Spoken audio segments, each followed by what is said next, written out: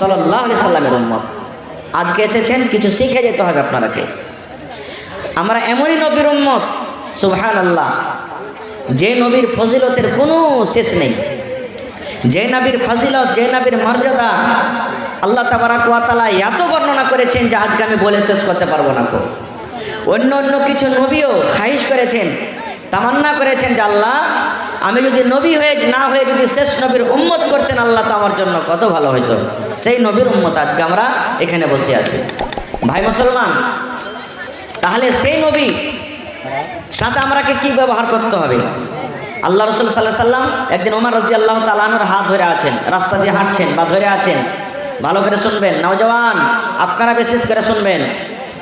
নবীজি উমরকে বলছেন, উমর তুমি আমাকে কতটুকু ভালোবাসো বাবা? নবীজি উমরকে বলছেন, ইসলামের দ্বিতীয় খলিফা যিনি হয়েছেন, বলছেন বাবা তুমি আমাকে কত ভালোবাসো? হযরত উমর রাদিয়াল্লাহু তাআলা আনহু কি বলেছেন জানেন?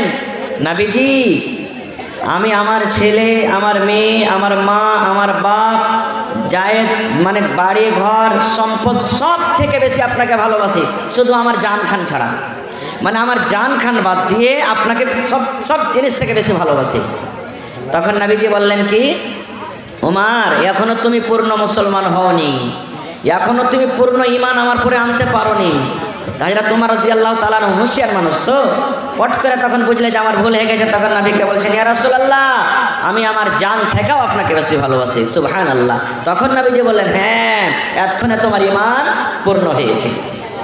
একটা হাদিস শুনলেন আপনারাকে, যে নিজের ছেলে মেয়ে, ভাই বোন, ভাতিজা, বিবি, বাচ্চা, সোনা চাঁদি, গরু ছাগল বকরি, দুনিয়াতে যত কিছু আছে সব থেকে বেশি ভালোবাসতে হবে কাকে? কথা বলেন, কাকে ভালোবাসতে হবে? নবী মুহাম্মদ সাল্লাল্লাহু আলাইহি সাল্লামকে ভালোবাসতে হবে। কিন্তু আমার নওজওয়ানেরা ভালোবাসে কাকে জানেন? আমির খানকে ভালোবাসে, সালমান খানকে ভালোবাসে, এই বড় বড় হিরোরাকে ভালোবাসে। আর ওরা যেমনি করে চুল ছাড়বে অমনি করে ছাড়বে। দেখবেন এক জামানা ছিল হিরোরা পিছন দিকে চুল ছাড়তো, তখন আমার নওজওয়ানরা পিছন দিকে চুল ছেড়েছে।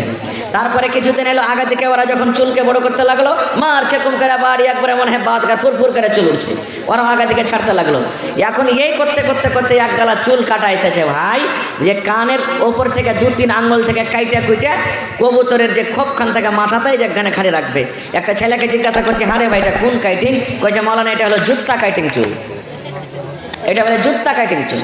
আল্লাহুস সামাদ। আমরা শেষ হয়ে গেছি। ভাই আমার, কেমন ভালোবাসতে হবে নবীকে, কি দিয়ে মহব্বত করতে হবে নবীকে। আহা হা হা, একজন মহিলা, একজন নারী হয়ে নবীকে কত ভালোবেসেছিলেন জানেন? গাজওয়ায়ে উহুদ লড়াই যুদ্ধ চলছে, মদিনাতে খবর হয়ে গেল মুসলমানের বড় বড় নেতা, মুসলমানের বড় বড় পহলওয়ান খলিফা ৭৭ জন শহীদ হয়ে গেছেন। ওই লড়াইতে নবীজির চাচা হযরত হামজা রাদিয়াল্লাহু তাআলা আনহু শহীদ হয়েছিলেন, যাকে সাইয়্যিদুশ শুহাদা বলা হয়েছে। ৭৭ জন মুসলমান, মদিনার গলিতে খবর হয়ে গেল ৭৭ জন মুসলমান শহীদ হয়ে গেছে। মাতাম ছেয়ে গেল মদিনাতে। চোখ দিয়ে পানি ঝরতে লাগলো, হাওমাও করে কাঁদতে লাগলো। একজন মহিলার ঘটনা বলছে, সবারই কথা বলতে পারবো না। লাশের পাঞ্জর দিয়ে হাঁটছে, সব যারা শহীদ হয়েছেন তাদের পাঞ্জর দিয়ে হাঁটছে। ও চিনে না, জানে না যে এটা আমার লাশ কি, ওইটা কার লাশ কি, ওইটা বাপের কি, মায়ের বোনের কিংবা ওইটা নানার কি, দাদর কি, ভাতিজার কি, বেটা চিনে না, খো হাঁটছে। আর মুনাফিকেরা মদিনাতে খবর উড়িয়ে দিয়েছে যে মোহাম্মদ তোমাদের নবী আছে, নবীকেও শেষ করে দেওয়া হয়েছে। নাউজুবিল্লাহি মিন জালিক। তো মুসলমানেরা আরও কাঁদতে শুরু করেছে, আরে আমাদের নবী শেষ হয়ে গেছে, আমাদের নবীকে মেরে দেওয়া হয়েছে। মহিলারা পর্যন্ত কাঁদতে শুরু করে দিয়েছে। আহা হা। এইবারে একজন মহিলা, তার নাম মনে হয় দিনারিয়া নাকি, আমি বলছি, সেই মহিলা হাঁটছে লাশের পাঞ্জর দিয়ে। হাঁটতে হাঁটতে শেষ ভাগ যখন পৌঁছে গেছে, কয়েকটা লাশ আছে, তখন বলছে এর চেহারাখানটা একটু খোলো তো, এটাকে। এবার মহিলা দেখছে তো ওইটা হলো ওর বাপ, ওই মহিলাটার বাপ শহীদ হয়ে গেছে। আবার বলছেন এটাকে দেখ। अस्सलाम वालेकुम प्यारे भाइयों और बहनों, वीडियो खत्म नहीं हुआ है, बस आपसे 10 सेकंड की गुजारिश है। अगर यह वीडियो आपको पसंद आ रही है तो लाइक करें और चैनल सब्सक्राइब जरूर कर ले और अपने दोस्त के साथ जरूर शेयर करना। जज़ाकल्लाहु खैर। দেখি দেখছে তো ওইটা ওর বেটা, উনিও শহীদ হয়ে গেছেন। 3 নম্বরে বলছে এটাকে দেখি, বলছে ওইটা ওর ভাই, উনিও শহীদ হয়ে গেছেন। কয়টা হলো? কয়টা হলো যে ভাই, বাপ, ভাই আর বেটা, 3টে হয়ে গেল। 4 নম্বরে বলছে এটা কি দেখি কার মুখ, বলছে ওটা ওর স্বামী সৌহার। কয়টা হলো? 4 জন হয়ে গেল। এবার বলেন যদি কোনো মহিলার, যদি কোনো নারীর চারটা লোক শহীদ হয়ে যায়, তার জীবনটা কেমন হইতে পারে, মনটা কেমন হইতে পারে বুঝতে পারছেন? আজকে যদি কোনো মহিলার স্বামী মারা যায়, বাপ মারা যায়, ভাই মারা যায়, একজনা মারা যায়, ওর জ্বালা সহ্য করতে পারে না, চারজন শহীদ হয়ে গেল। কে? ভাই, বাপ, বেটা, স্বামী, চারজন শহীদ। এবার শেষের বেলাতে কি বলছেন জানেন? রে মদিনার মানুষেরা, আমি শুনেছি আমার নবীকে নাকি শহীদ করে দেওয়া হয়েছে, এটা সত্য না মিথ্যা? আমার নবীকে নাকি শহীদ করা দেওয়া হয়েছে। এবার সাহাবায়ে কেরামের দল বললেন, এরে আল্লাহর বান্দি, নবীকে শহীদ করা হয়নি রে, আমাদের নবী বাহায়াত সহি সালামতে আছেন। এবার মহিলা বলছেন, না, যতক্ষণ পর্যন্ত আমি নিজের দু চোখে আমি নবীকে না দেখবো, অতক্ষণ পর্যন্ত আমার মনে শান্তি আসবে না। চলো চলো নবীর কাছে তোমরা আমাকে নিয়ে চলো। এবার নবীজির কাছে নিয়ে গেলেন। এবার নবীকে দু চোখে দেখলেন। দেখার পর সে মহিলাকে বলছেন, নবী গো, আমার বাপ মরে গেছে, কোনো গম নাই গো নবীজি। আমার ছেলে শহীদ হয়ে গেছে, আমার কোনো গম নাই।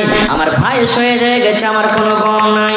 আমার জীবনের সাথী স্বামী শহীদ হয়ে গেছে, কোনো গম নয়। কিন্তু আপনি জীবিত আছেন, আপনি যে বেঁচে আছেন, আল্লাহ আপনাকে সহি সালামত রেখেছেন। আমি ধন্য হয়ে গেলাম, ধন্য হয়ে গেলাম। আমার বুকে দিলে আর কোনো রকমের ব্যথা নাই। নারে তাকবীর! আহা, দেখেন কেমন মহিলা, নবীর সাথে মুহাব্বত ভালোবাসা। দেখেন আর একটু আগে চলেন। যেমন আজকে বসে বসে জালসা শুনছেন, নবীর জামানাতে সাহাবায়ে কেরামকে নিয়ে নবীজি দিনের কথা চলছেন, দিনের কাজ করছেন বা তাবলীগ করছেন, ওয়াজ করছেন, এরকম একটা মজলিস লেগে আছে।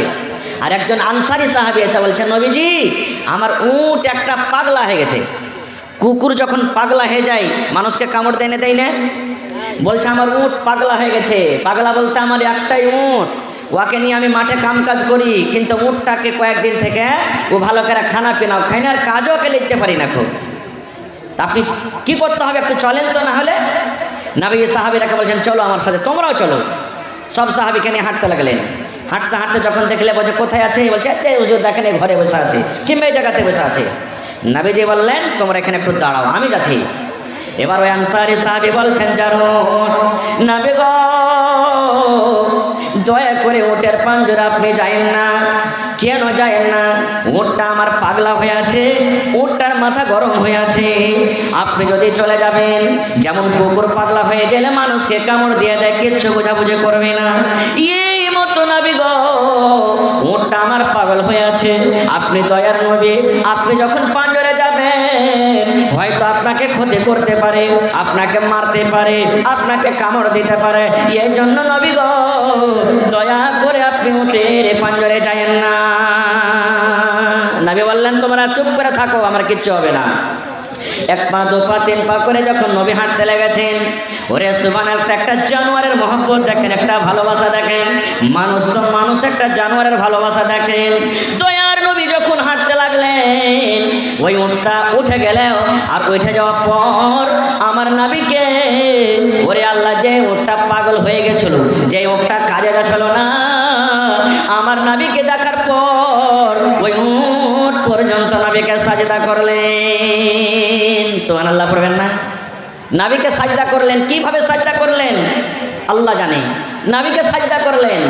এবার যখন সাজদা হয়ে গেল, সাহাবায়ে কেরামেরা যারা জামাত ছিলেন বললেন, ইয়া রাসূলুল্লাহ, একটা উট যার পরে কোনো শরীয়ত নাই, যার পরে নামাজ নাই, যার পরে রোজা নাই, যার পরে হজ নাই, যার পরে দান নাই, যার পরে যাকাত নাই, সেই উট যদি আপনার সাথে মহব্বত ভালোবাসা দেখে যদি সাজদা করতে পারে, তবে নবী গো, আমরা তো হলাম মানুষ, আমরা মুখে কথা বলতে পারি, হাত দিয়ে কাম করতে পারি, কানে শুনতে পাই, চোখে দেখতে পাই, পা দিয়ে চলতে পারি, আমাদের পরে শরীয়ত আছে। তাইলে উট জানোয়ার থেকে তো আমরা বেশি হক রাখি নবী গো, যে আমরাও আপনাকে সাজদা করব।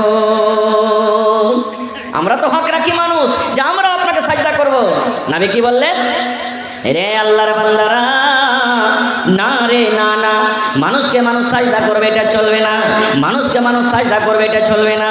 নবী আমার বললেন, যদি আমি মানুষকে মানুষ সাজদা করবে ফরমান যদি জারি করতাম, কোনো মানুষ, এক মানুষ আর এক মানুষকে সাজদা করবে, এই ফরমান যদি আমি জারি করতাম, তো আমি নবী প্রত্যেক নারীকে, প্রত্যেক মহিলারাকে বলতাম কে হে রে আল্লাহর বান্দিরা, তোমরা নিজের নিজের স্বামীকে তোমরা সাজদা করো, নিজের নিজের স্বামীকে সাজদা করতে বলতাম। কিন্তু আমি নবী এটাও বলবো না। কেন বলবো না? কোনো মানুষ কোনো কাজকে সাজদা করবে, কোনো মানুষ কোনো মানুষকে সাজদা করবে, এটা হলো শিরক। আর শিরকের গুনাহ আল্লাহ রাব্বুল আমিন বিনা তওবাতে ক্ষমা করবেন না। সাজদা একমাত্র আল্লাহর জন্য জায়েজ আছে, একমাত্র আল্লাহর জন্য সাজদা হবে। এই জন্য কোনো মানুষকে সাজদা করা চলবে না। নারে তাকবীর। তাহলে দেখেন, একটা জানোয়ারের মহব্বতের কথা শুনে নিলেন। এখানে আর একটা কথা আপনারাকে বলে দিই। এই যে নবীজি সুবহানাল্লাহ বললেন, যদি আমি কোনো মানুষকে সাজদা করার আদেশ করতাম, কাকে বলতাম? মহিলারাকে, যে তোমরা নিজের স্বামীকে সাজদা করো। তাহলে বোঝা গেল স্বামীর পাওয়ার কতটুক, স্বামীর ফজিলত কতটুক, স্বামীর মহব্বত ভালোবাসা কতটুক আল্লাহ দিয়েছেন, আল্লাহ রসুল দিয়েছেন। একটা হাদিস আর শুনলেন, আল্লাহ রসুলের জামানাতে এক বাপ নিজের বেটির বিয়ে দিবে, বাপ নিজের বেটির বিয়ে দিবে। বেটি ইনকার করছে না, আব্বা আমি বিয়ে করবো না। বাপ চলে গেলেন নবীর দরবারে, নবীজি আমি চাইছি যে আমার বেটির বিয়ে দিব, একটা ভালো জামাই ভালো ছেলে দেখে বিয়েটা দিয়ে দেবো, আমার বেটি ইনকার করছে, পারলে একটু বুঝান তাকে। নবীজি বললেন তোমার বেটিকে এনেছো? বলছেন না। বলছে যাও তোমার বেটিকে নিয়ে এসো। বেটিকে সাথে করে নিয়ে চলে গেলেন। এবার নবীজি এসে বেটি ছেলেকে বলছেন, এরে আল্লাহর বান্দি, তোমার আব্বা জান তোমার বিয়ে দেবে, তোমার আব্বা জান তোমার জন্য একটা সুন্দর ছেলে খুঁজেছে, তোমার আব্বা জান হয়তো তোমার বিয়ে দিয়ে দিবে। হে আল্লাহর বান্দি রে, তুমি ইনকার করছো, তুমি রাজি হও না। কারণটা কি? যদি হয়তো তুমি রাজি হয়ে যাও এবং তোমার আব্বার কথা মেনে নাও এবং তোমার আব্বা জান তোমার বিয়ে দিয়ে দিবে, রাজি হয়ে যাও। কারণটা কি তুমি ইনকার করছো? এই আমার ভাইয়েরা, এই আমার মায়েরা, খালারা শোনেন, স্বামী কে জেনে শোনেন, স্বামীর ফজিলত কে জেনে শোনেন। এবার সেই মহিলাটা বলছেন, আল্লাহর নবী গো, বিয়ে করার আগে একটা জিনিস আপনি আমাকে জানান, একটা জিনিস আমি জানতে চাই। কি? বলছেন নবী গো, ধরেন আমার বিয়ে হয়ে গেল, আমি শ্বশুরের বাড়িতে চলে গেলাম, যে আমার স্বামী হবে নবী গো, যে আমার পাতি হবে, আমার ওপরে আমার স্বামীর কতটুকু হক রয়েছে নবী গো, এই ব্যাপারে আমি অজ্ঞান আছি, এই ব্যাপারে আমার কোনো ইলম নাই, এই ব্যাপারে আমি জানি না। একটু দয়া করে বলেন নবী গো, যে আমার স্বামী হবে, যে আমার পুরুষ হবে, আমার ওপরে কতটুকু আমার স্বামীর হক রয়েছে, আমি কতটুকু কি করব নবী গো, যে আমার স্বামীর হক আদায় করতে পারবো। এই ব্যাপারে জানি না, একটু জানান যে আমি আমার স্বামীর কিভাবে কি করবো যে আমার স্বামীর হক আদায় করতে পারবো আমি। এবার নবীজি কে বললেন দেখেন, নবীজি শুধু ওই মহিলাকে বললেন, তার জন্য এটা ফতোয়া নয়। যত মহিলারা এসেছেন, যত মহিলারা এখন আছেন, কিয়ামত পর্যন্ত যত নারীরা দুনিয়াতে আসবেন, সমস্ত নারীদের জন্য হলো এটা মাসলা, এটা আমল। কি বললেন নবীজি শুনেন, রে আল্লাহর বান্দি, তোমার উপরে তোমার স্বামীর অতটুকু হক রয়েছে, তোমার উপরে তোমার স্বামীর অতটুকু হক রয়েছে। রে আল্লাহর বান্দি, যদি তোমার স্বামীর গায়ে যদি ফোট হয়ে যায়, তোমার স্বামীর গায়ে যদি ঘাও হয়ে যায়, তোমার স্বামীর গায়ে যদি ফোট হয়ে যায়, আর ফোটটা পেকে গেছে, ফোটটা পেকে গেছে, রক্ত বইছে, খুন চুইছে, এই মতো অবস্থাতে তোমার স্বামী যদি তোমাকে বলে, আব্দুল্লাহর মারে, এ হালেমা জায়েদা, এ খালেদা শোন, আমার এই ফোট পেকে গেছে বিবি রে, আমার এই ঘাটা পেকে গেছে, রক্ত বইছে, খুন বইছে, দয়া করে তুমি এই রক্তটাকে সাফ করে দাও। কি দিয়ে সাফ করে দাও? তুলা দিয়ে সাফ করতে হবে না, তোমাকে পানি দিয়ে সাফ করতে হবে না, কাপড় দিয়ে সাফ করতে হবে না। এরে ভালোবাসা বিবি, আল্লাহ রাব্বুল আমিন তোমাকে জিহ্বা দিয়েছে বিবি রে, এই জিহ্বা দিয়ে চেটে চেটে চেটে চেটে তুমি সাফ করে দাও। নবী আমার বলেছেন, মহিলা, যদি তোমার স্বামী তোমাকে বলে, আমার এই ঘা, এই রক্ত, এই পুঁজকে তুমি জিহ্বা দিয়ে চেটে চেটে সাফ করে দাও, নবী বলেছেন তুমি ইনকার করতে পাবে না, ইনকার করতে পাবে না। তোমাকে জিহ্বা দিয়ে চেটে চেটে যদি তুমি সাফ করে দাও, তাও তোমার স্বামীর ওপরে তোমার অতটুকু হক, এতখানি করার পরও তোমার স্বামীর হক আদা হবে না। নারে তাকবীর। এতখানি ফজিলত দিয়েছেন আল্লাহুস সামাদ। তবে এটা মনে করিয়েন না যে আমি এই কাজটা করাবো। রাসূল উদাহরণ দিয়ে বললেন, যদি মহিলা তোমার স্বামী যদি তোমাকে এই কাজটা করতে বলে আর তুমি যদি করে ফেলো, তাও হক আদা হবে না। আমার এটা বিষয় নেই যে আমি ওদিকে যাবো, আমি শুধু আপনারাকে দেখাইলাম যে নবী যে বলেছেন, যদি আমি কোনো মানুষকে মানুষ সাজদা করবে যদি আদেশ করতাম, তাহলে প্রত্যেক মহিলাকে বলতাম যে তোমরা নিজের স্বামীকে সাজদা করো। এই জন্য আমি হাদিসটা আপনাদের সামনে রাখলাম। আর একটু আগে জানেন, তাহলে একটা মহিলার মহব্বতের কথা শুনলেন, আর একটা উটের মহব্বতের কথা শুনলেন, এবার একটা লোকরির মহব্বতের কথা শুনেন। সহিহ বুখারী শরীফের হাদিস। মসজিদে ইমাম সাহেব যে খুতবা দিচ্ছেন, যে জিনিসটার উপরে চড়ে ওকে আমরা কি বলি? আরো জোরে বলেন। মিম্বার। 4 ধাপি আছে না 5 ধাপি আছে? 3টে আছে। ভালো করে গুনেছে যে ভাই? হ্যাঁ মাশাআল্লাহ, 3 ধাপি আছে। এবারে যদি পারেন, এখন বেশিরভাগ মসজিদে মানে ইট দিয়ে, টাইলস দিয়ে, আলবেস্টার দিয়ে করা হয়েছে, মেম্বার করা হয়েছে। ভাই আমরা ফতোয়া দিতে আসি না বা দেবো না, কিন্তু বেহতার হলো লকড়িরই মেম্বার যদি করেন তো বেশি ভালো, নাকি? খরচা হোক, মাদানী সাহেবরা ফতোয়া দেবেন কোনটা ভালো কোনটা মন্দ আল্লাহ জানছে, ওরা জানে। তো নবীজি খুতবা যে দিতেন, এক লাগিয়ে দাঁড় হয়ে, ওই জিনিসটা ছিল কি খাজুরের একটা লকড়ি, খাজুরের জড় মনে করেন বা খাজুরের গোড়া, খুতবা দিতেন। এবার একটা মহিলা এসে রসুলকে বলছেন, নাবিজি একটা কথা বলবো। বলছে কি? বলছে আমার একটা ফার্নিচার মিস্ত্রি আছে। ফার্নিচার বোঝেন? লকড়ির মিস্ত্রি আছে। যদি আপনি অনুমতি দেন, আপনার জন্য আমি একটা লকড়ির মেম্বার করে দেব।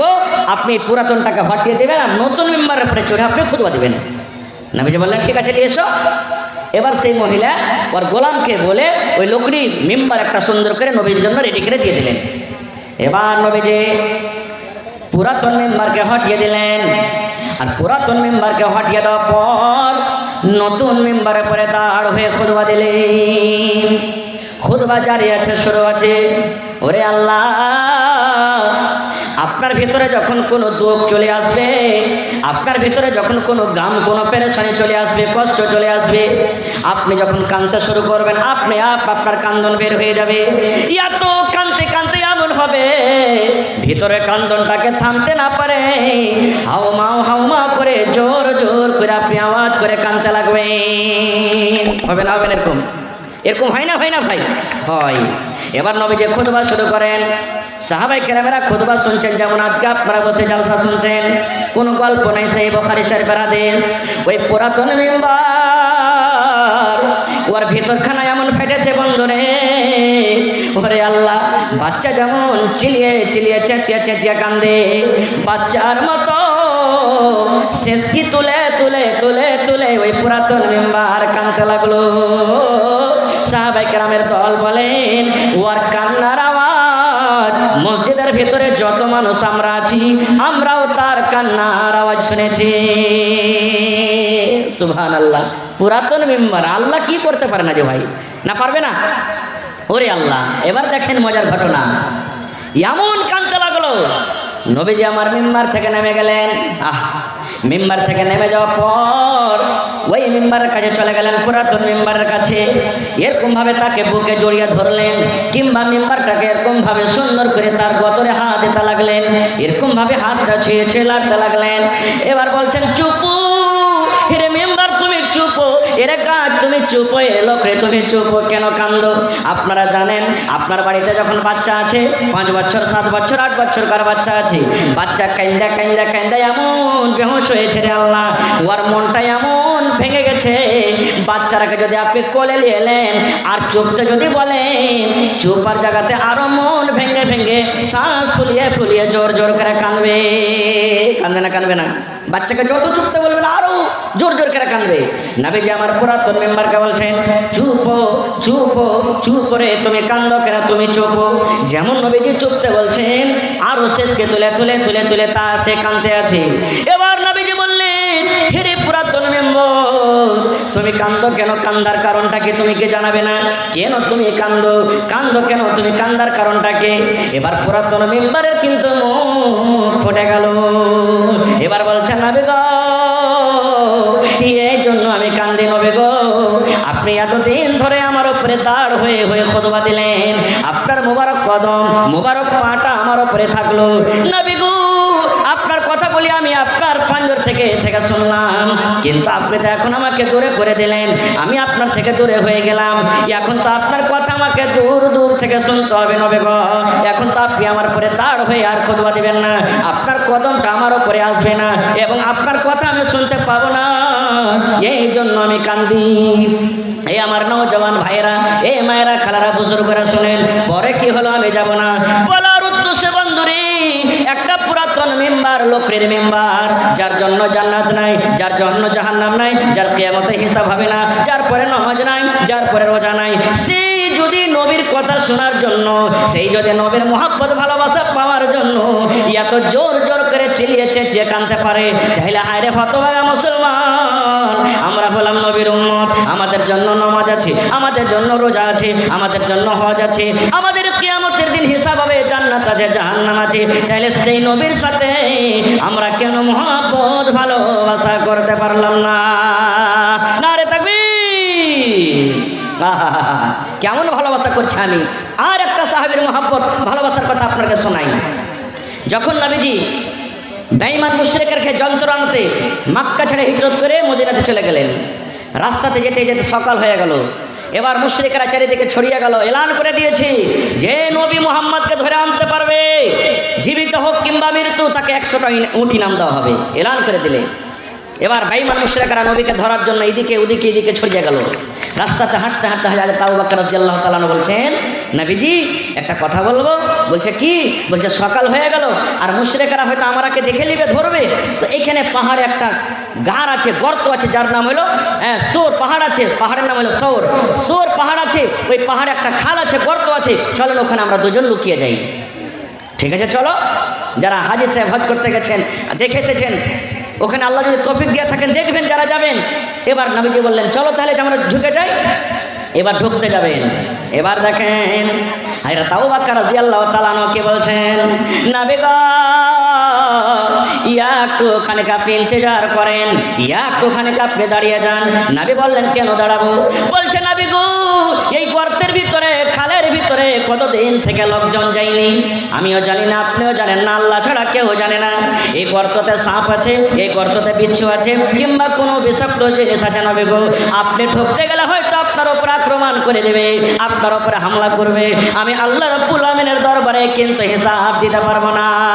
নবী গো একটুখানি আপনি ইন্তজার করেন, আমি আবু বকর ভেতরে ঢুকবো, হইলে আমার কিছু হবে, সাপে কামড় দিলে আমাকে দেবে, বিচ্ছুতে কামড় দিলে আমাকে দেবে, যদি কষ্ট হয় প্রথমে আমাকে হবে। আমার বেঁচে থাকা কালে আমি আপনাকে দয়ার নবীকে জীবনে আমি কষ্ট দামে ফেলতে চাই না। এবার হযরত আবু বকর রাদিয়াল্লাহু তাআলা ঢুকে গেলেন, সুন্দর করে গর্তকে সাফ করে দিলেন। ওর গায়ে একটা কম্বল ছিল, যতগুলি খাল আছে, ছোট ছোট ছোট ছোট খাল আছে, কম্বল ছেড়ে ছেড়ে ছেড়ে কিংবা কাপড় চাদর ছেড়ে ছেড়ে সমস্ত খালকে বন্ধ করে দিলেন। এবার খাল যখন বন্ধ হয়ে গেল, এবার নবীকে বলছেন, নবী গো এখন আপনি ভেতরে চলে এসেন। সব গর্ত বন্ধ হয়ে গেল, কিন্তু একটা খাল বন্ধ করার জন্য কিন্তু কাপড় পাওয়া গেল না। আর কাপড় নেই, একটা খাল আছে, ওকে বন্ধ করবে। এবার আবু বকর রাদিয়াল্লাহু তাআলা নবীকে বলছেন, নবীজি এই খালটার উপরে আমি পা দিয়ে দিলাম, যদি থাকে তো আমার পায়ের তলে থাকবে। সব গর্তকে আমি বন্ধ করে দিয়েছি। গোটা রাত আপনি কষ্ট করেছেন, আপনি ঘুমাইতে পারেননি, আপনি বিছানায় ঘুমাতে পারেননি, এক তো ঘুম আসছে, আর কত আপনি ক্লান্ত হয়ে গেছেন, খাস্তানা হয়েছেন। এখানে পালিশ নাই গো নবীজি, আমি আবু বকর এই আমার রানের ওপরে, পায়ের ওপরে নিজের মাথাটাকে দিয়ে আপনি ঘুমিয়ে যান। আমি আবু বকর আপনার জন্য নিজের পাটাকে আমি বালিশ করে দিলাম। এবার নবীজি খাস্তানা মানুষ, যেমনই সুতলে নিন চলে গেলেন। এবার শোনেন, ওই খালের ভেতরে মুআররিখিন যারা তারা লিখছেন, ওই খালের ভেতরে একটা বিষাক্ত জানোয়ার কিংবা সাপ ছিল। ওই খাল দিয়ে উঠতে গেল, দেখছে বন্ধ, ওই খাল দিয়ে উঠতে গেল, দেখছে বন্ধ, ওই খাল দিয়ে উঠতে গেল, দেখছে বন্ধ। এই করতে করতে রে মুসলমান, যেই খালে হযরত আবু বকর রাদিয়াল্লাহু তাআলা পা দিয়ে ঢাকা দিয়েছেন, ওই পায়ের সামনে যখন গর্তের সামনে এসেছে, এমন জোরে তাকে কামড় দিয়েছে। ওরে আল্লাহ, বিষের কারণে হযরত আবু বকর রাদিয়াল্লাহু তাআলা কিন্তু কষ্ট পেতে লাগলেন। আস্তে আস্তে আস্তে করে বিষ চড়তে লাগলো। আপনারা জানেন যদি বিষাক্ত জিনিসে কামড় দেয় মানুষ মরে যায়, নিঢাল হয়ে যায়, হয় কি হয় না? কতই আবু বকর নবীকে ভালোবাসেন, বিষ আস্তে আস্তে গায়ে চড়ে গেল। ওরে আল্লাহ, কিন্তু আমার নবীকে কিন্তু এখনো জাগান না। এমন বিষ ব্যথা করতে শুরু হয়েছে গা হাত, এবার চোখের পানি থামতে না পারে চোখের পানি ঝরতে শুরু হয়েছে। পানি ঝরতে ঝরতে নবী আমার তার রানের ওপরে মাথা দিয়ে শুয়ে আছেন। এক ফোঁটা চোখের পানি নবীর গায়ে অর্থাৎ নবীর চেহারা মোবারকে যখন পড়ে গেছে, যখন চোখের পানি যখন হযরত আবু বকর রাদিয়াল্লাহু তাআলা আনহুর চোখের পানি নবীর চেহারাতে পড়ে গেছেন, নবী আমার চোখ খুলে দেখছেন, আরে আবু বকর তো কাঁদছে, চোখ দিয়ে তার পানি ঝরছে। এবার নবী বলছেন, আবু বকর বাড়ির কথা কি তোমার মনে পড়ে গেছে নাকি? মক্কার কথা কি তোমার মনে পড়ে গেছে? বিবি বাচ্চা বলে কি তোমার মনে আসছে? বাড়ি ঘরের মায়া মহব্বত কি তোমার দিলে চলে এসেছে, এই জন্য তুমি কান্দো? এইবার আবু বকর বললেন, নবী গো বাড়ি বলে আমার মনে আসেনি, ছেলে মেয়ের জন্য আমি কান্দিনি, তবে কেন কান্দো? বলছে, নবী গো এই জন্য আমি কান্দি নবী গো যে আমার পায়ে কোনো বিষাক্ত জানোয়ারে কামড় দিয়েছে, ওই বিষের কাতরে আমি নিজের কান্নাটাকে আমি সহ্য করতে পারি না। যেমন নবী যে শুনলেন কামড় দিয়েছে, তখন নবী বলছেন, আবু বকর কেন তুমি আমাকে জাগোনি? বলছেন, ইয়া রাসূলুল্লাহ এই জন্য আপনাকে জাগানি নবী গো, গোটা রাত আপনি হেঁটে হেঁটে এসেছেন, গোটা রাত আপনি জেগে আছেন, আপনি ঘুম পাড়েননি, আর আপনাকে যদি আমি উঠিয়ে দেব হয়তো আপনি দয়ার নবী কষ্ট পাবেন, আপনি কষ্ট পাবেন, আর আপনার কষ্ট আল্লাহ রাব্বুল আমিন কিন্তু সহ্য করতে পারবে না, হয়তো আমার জীবনের আমল নষ্ট হয়ে যাবে, জীবনের আমল আমার বরবাদ হয়ে যাবে, এই জন্য আপনাকে আমি কষ্ট দিইনি। এবারে মুসলমান নবী যে একটু থুতু নিলেন মুখ থেকে, আর নেওয়ার পর যেই জায়গাতে কামড় দিয়েছে লাগিয়ে দিলেন, যেমনই লাগিয়ে দেওয়া এটা নবীর মুজিজা, সাথে সাথে সাথে সাথে সব কিন্তু ভালো হয়ে গেল। নারে তাকবীর! হয়নি, হবে না, হতে পারে না, আমার নবীর সাথে কারো তুলনা, হয়নি, হবে না, হতে পারে না, আমার নবীর সাথে কারো তুলনা, হায়রে তুলনা তো দূরের কথা, ছায়াও মিলে না, হয়নি, হবে না, হতে পারে না, আমার নবীর সাথে কারো তুলনা, হয়নি, হবে না, হতে পারে না, আমার নবীর সাথে কারো তুলনা। সকল নবী রাসূল ছিলেন খোদার দিওয়ানা, সকল নবী রাসূল ছিলেন আল্লাহর দিওয়ানা, দু নয়নে দেখবো আল্লাহ ছিল তামান্না, আরে মোর নবীকে ডেকে নিলেন, আরে মোর নবীকে ডেকে নিলেন, দেখবে রব্বানা, হয়নি, হবে না, হতে পারে না, আমার নবীর সাথে কারো তুলনা, হয়নি, হবে না, হতে পারে না, আমার নবীর সাথে কারো তুলনা। ইউসুফকে দেখে যারা আঙ্গুল কেটেছে তারা কি আমার নবীর রূপ দেখেছে? ইউসুফকে দেখে যারা আঙ্গুল কেটেছে তারা কি আমার নবীর রূপ দেখেছে? আরে দেখতো যদি কেটে দিত, আরে দেখতো যদি কেটে দিত কলিজাখানা, হয়নি, হবে না, হতে পারে না, আমার নবীর সাথে কারো তুলনা, হয়নি, হবে না, হতে পারে না, আমার নবীর সাথে কারো তুলনা। যার শানে আল্লাহ তাআলা করলেন ঘোষণা, খলকে আজিম আমার শাহে মদিনা, যার শানে আল্লাহ তাআলা করলেন ঘোষণা, খলকে আজিম আমার শাহে মদিনা, মুসলমানের নবী ছাড়া কিছুই মানে না, মুমিনি কোরআন ছাড়া কিছুই বুঝে না, হয়নি, হবে না, হতে পারে না, আমার নবীর সাথে কারো তুলনা, হয়নি, হবে না, হতে পারে না, আমার নবীর সাথে কারো তুলনা। নারে তাকবীর! আর একটা মহব্বতের কথা বলবো, ইচ্ছা ছিল ভাই 2-3 ঘন্টা আপনাদের সামনে বয়ান রাখবো, কিন্তু আমার পর আরও 2জন বক্তা আছেন বিখ্যাত আলিম, তারা ওরাও শুনতে হবে। একটা হাদিস আর বলবো, আল্লাহ রাসূল সাল্লাল্লাহু আলাইহি ওয়াসাল্লাম একদিন সাহাবে কেরামকে বললেন, হে আমার সাহাবীর দলেরা, তোমরা দান করো, সাদকা করো, যে যা পারবে বাড়ি থেকে নিয়ে এসো, দাও, দান করো। আজকে যেমন জালসা লাগানো হয়েছে, মাদ্রাসার জন্য আপনাদের কাছে কিছু চাহা যাবে, নবীজি বললেন দান করো। সাহাবে কেরাম নিজে নিজের বাড়ি চলে গেলেন, যে পারলেন খাজর দিলেন, কেউ উট দিয়ে দিলেন, কেউ গরু দিয়ে দিলেন, কেউ ভেড়া দিলেন, কেউ সোনা দিলেন, কেউ চাঁদি দিলেন, সব সাহাবেরা যে যা পারলেন দিলেন। 2টা সাহাবের মাত্র কথা বলবো 2 মিনিটে। হায়রা তোমার ফারুক রাদিয়াল্লাহু তাআলার মজলিসে মজিদ কে বলছেন, আল্লাহ যে আমি আবু বকরকে দান করে জীবনে কোনোদিন জিততে পারেনি, আবু বকর সারা জীবন আমলে আমার থেকে আগে আছে, কোনোদিন তাকে আমল করে যেতে পারেনি। আল্লাহ এখন আমাকে মাল দিয়েছে, আল্লাহ আমাকে দৌলত দিয়েছে, আবু বকর থেকে আমার কাছে টাকা বেশি আছে, আবু বকর থেকে আমার কাছে যাও বেশি আছে, আবু বকর থেকে আমার কাছে জানোয়ার বেশি আছে।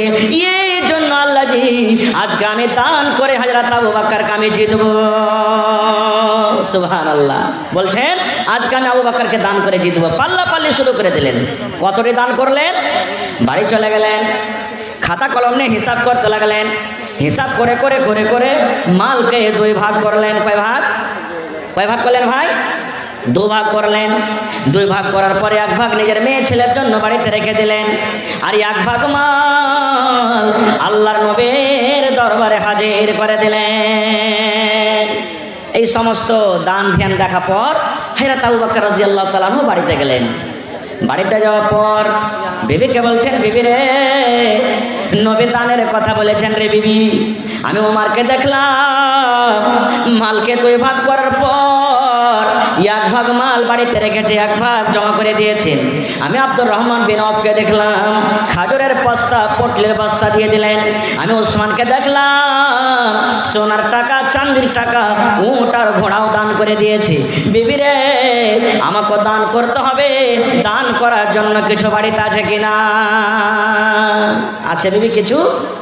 ওনার স্ত্রী বলছেন কি স্বামী গো, আছে 1 সা, অর্থাৎ 2.5 কিলো কিংবা 3.25 কিলো। এই যে আমরা ফেতরা দিচ্ছি 2.5 কিলো চাল কিংবা 3.25 কিলো চাল, একে 1 সা বলা হয়। তো বলছেন 1 সা যাও কিংবা যাওয়ের আটা আছে। বলছে আর কিছু নাই? না তো না। হযরত আবু বকর মনে মনে বলছেন, আল্লাহ উমর এত বড় বড় করে দান দিলে, উসমান এত বড় বড় দান দিলে, আব্দুর রহমান বিন এত বড় বড় দান দিলে, অমুক সাহাবী এত মোটা মোটা করে দান দিলে, আর আমি অল্প এত বড় সাহাবী অল্প কিছুটা আমি যাও কিংবা যাওয়ার আটা কেমন করে নিয়ে যাব? কেউ যেন দেখতে না পায় একটা চাদর গায়ে দিয়ে নিলেন বড় ধরনের, আর বুকে চেপের করে নিয়ে হাঁটতে শুরু করলেন। আর যা ঢেরি যে রাখা আছে ঢেরিতে ঢেলে দিলেন। ঢেলে দেওয়ার পর এবারে নবীজি কি বলছেন দেখেন, দান সব শেষ হয়ে গেল। এবার নবী ওসমানকে বলছেন, ওসমান তুমি কি দিয়েছো? নবীজি আমি অমুক জিনিস দিয়েছি। হযরত নবীজি আব্দুর রহমানকে বলছেন, আব্দুর রহমান কি দিয়েছো? নবীজি আমি অমুক দিয়েছি। নবীজি বলছেন, ওমর রে তুমি কি দিয়েছো বাবা বলো তো? উমর ফারুক মনে মনে বলছেন, আজকে আমি আবু বকরকে দান করে জিতবো রে, কারণ আমি আজকে মালের হাফ দিয়ে দিয়েছি। এইবার হযরত উমর বলছেন, ইয়া রাসূলুল্লাহ, আমি মালকে 2 ভাগে ভাগ করেছি, 1 ভাগ মাল নিজের ছেলে মেয়ের জন্য রেখেছি, আর 1 ভাগ মাল আমি আপনার দরবারে হাজির করে দিয়েছি। এই করতে করতে করতে শেষের বেলাতে নবীজি আবু বকরকে বলছেন, আবু বকর তুমি কি দিয়েছো বাবা? হযরত আবু বকর রাদিয়াল্লাহু তাআলা কে বলছেন জানেন, নবীজি আমি কি দিয়েছি এটা জিজ্ঞাসা না করে আমি কি দিয়েছি আর আমার ছেলে মেয়ের জন্য বাড়িতে কি রেখেছি এটা আমাকে জিজ্ঞাসা করেন। দেখেন কেমন সওয়াল আর জবাব। নবীজি বলছেন, আবু বকর তুমি কি দিয়েছো আর তোমার ছেলে মেয়ের জন্য বাড়িতে কি রেখেছো? ওরে সুবহানাল্লাহ। হযরত আবু বকর রাদিয়াল্লাহু তাআলা কেমন জবাব দিলেন, কিয়ামত পর্যন্ত বন্ধরে কোন মানুষের কোন ধরনের জবাব দিতে পারবে না। হযরত আবু বকর রাদিয়াল্লাহু তাআলা বলছেন, আল্লাহর নবী গো, আমি আল্লাহ এবং আল্লাহ রসুলকে আমি বাড়িতে রেখে, আল্লাহ এবং আল্লাহ রসুলের মোহাব্বত ভালোবাসাকে বাড়িতে রেখে আমার বাড়িতে। अस्सलामु अलैकुम वरहमतुल्लाहि वबरकातुहू।